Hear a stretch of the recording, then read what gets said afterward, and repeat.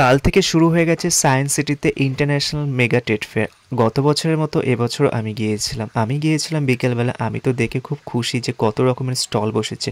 প্রথমে আমি গিয়েছিলাম ড্রাই ফ্রুটসের স্টলগুলোতে, যেখানে নানা রকমের ড্রাই ফ্রুটস পাওয়া যায়, অ্যালমন্ড থেকে শুরু করে ওয়ালনাট, ক্যাজুনাট, ড্রাই ফিগ, আরও অনেক কিছু। শুধু দেখতেই থাকবে। কিন্তু আমি তো আরও বেশি খুশি হয়েছিলাম ওই বড় বড় খেজুরগুলো দেখে। এর আগে আমি কখনোই এই খেজুরগুলো দেখিনি।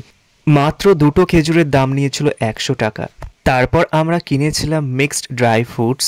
১২৫ গ্রামের দাম নিয়েছিল ২০০ টাকা। খেতে কিন্তু খুবই ভালো ছিল ড্রাই ফ্রুটসগুলো।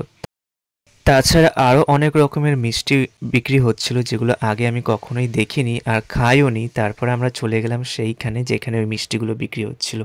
মিষ্টিগুলো দেখতে খুবই লোভনীয়, দেখলেই খেতে ইচ্ছা করবে। এই মিষ্টিগুলো আমি আগে কখনো খাইনি, কিন্তু তোমরা যদি এই মিষ্টিগুলোর নাম জেনে থাকো প্লিজ কমেন্ট করে জানিয়ে দিও।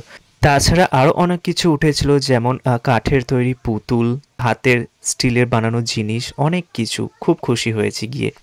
ভিডিওটি যদি ভালো লাগে তাহলে একটা লাইক করো। দেখা হচ্ছে পরের আর একটা খাবার ভিডিওতে।